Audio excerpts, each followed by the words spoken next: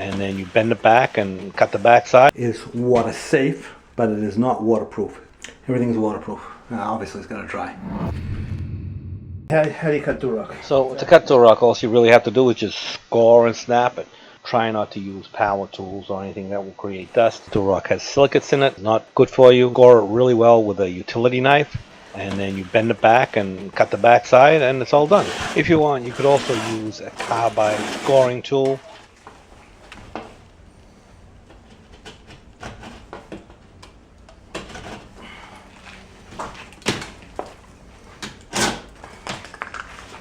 Okay, you can get all kinds of fancy tools to cut a hole. The easiest way to do it, get a keyhole saw.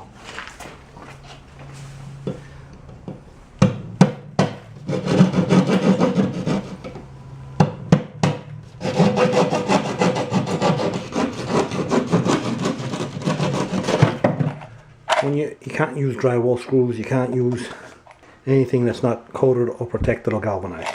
These are actually Durock screws. You can get these ones here. Do not use drywall screws because the chemicals in the board will just eat it away over time. So you have to make sure you get the correct screws. And you put one every 8 inches. I put this level across here. All the studs touch except for this one. So I'm going to shim that out and get a shim, and then that'll be all in place. First thing I did was protect the top. Don't want to scratch it. Okay, so I'm putting this Durock on. I further out on the back wall. The board's already up so you can't see it. But on this wall here, and so that when I put the board on, it'll go over the lip and not on top of the lip or behind the lip. This way the board will come over this lip. That's how it's supposed to go. It's not supposed to go on top or behind. That way you keep the water out of the wall.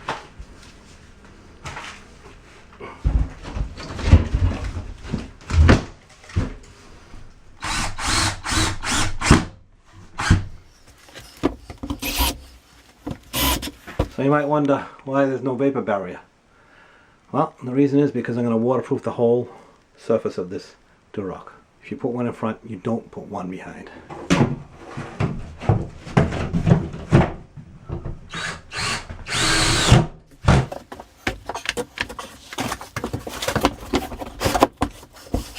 So I'm staggering the joints so I don't have one line going straight up and down.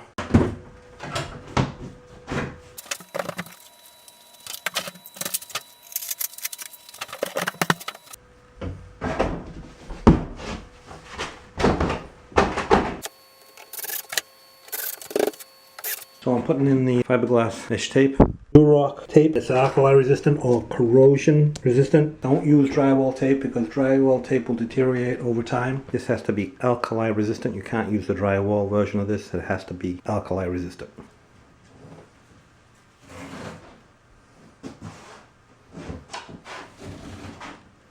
Don't forget to like, subscribe, and hit that notification bell.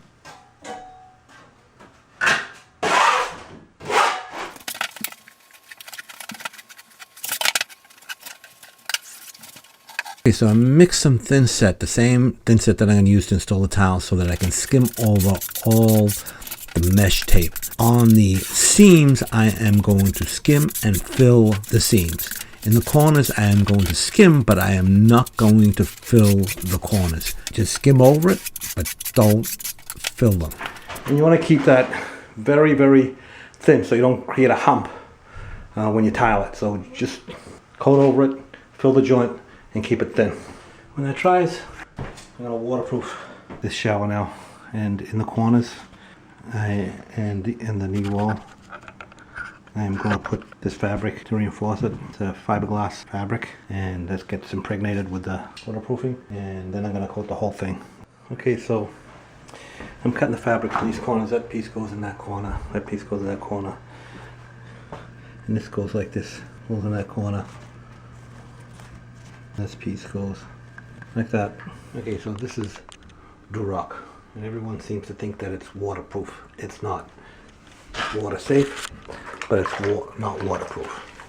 If I put a sponge on here, it's going to soak up all the water.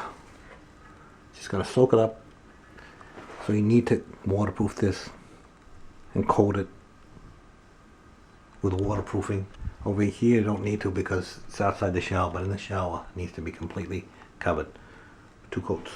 In this video I'm using Mapei Aqua Defense, but there are a lot of different brands. Make sure you follow directions on the specific brand that you're using to get the proper number of coats and the proper thickness of the liquid applied waterproofing membrane, so you actually do have a waterproof surface. Make sure you read the label. Okay, so see here, it's been sitting for a while and it's all settled. You want to make sure you stir it really good. Okay, so I mixed it thoroughly. Okay, to roll it on, you're going to use a 1/2 inch or 3/4 inch nap roller. It has to be really like a thick nap to get it on there good. I am going to give this 2 coats. Now, Duroc is water safe, but it is not waterproof. It will absorb moisture. With enough moisture, it'll soak all the way through. So that's why you coat it with a waterproofing membrane, a liquid applied waterproofing membrane, so that any water that gets on the Duroc, even if the tile's on it, gets behind the tile, it will not go through the Duroc and penetrate into the wall cavity. So that's why you waterproof it. Okay, so I'm gonna give it a coat with the paintbrush, put the fabric on.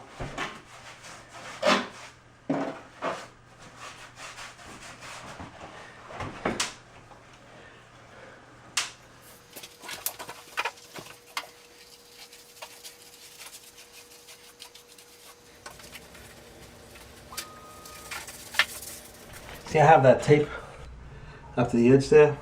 I know that the tile is going to cover all that edge there, so I don't have to worry about getting it on the top.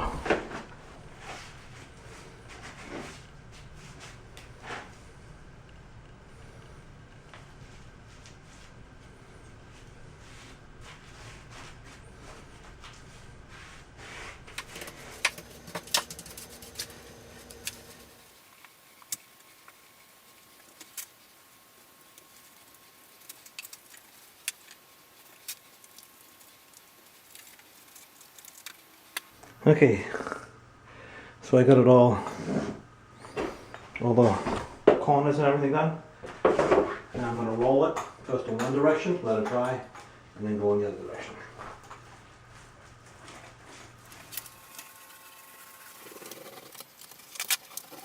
But that's one coat on the walls, and I went up and down. The next coat, when this dries, will be side to side.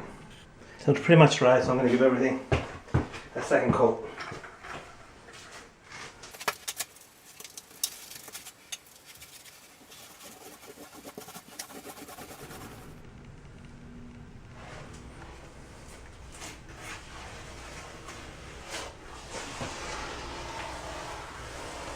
Okay, so that's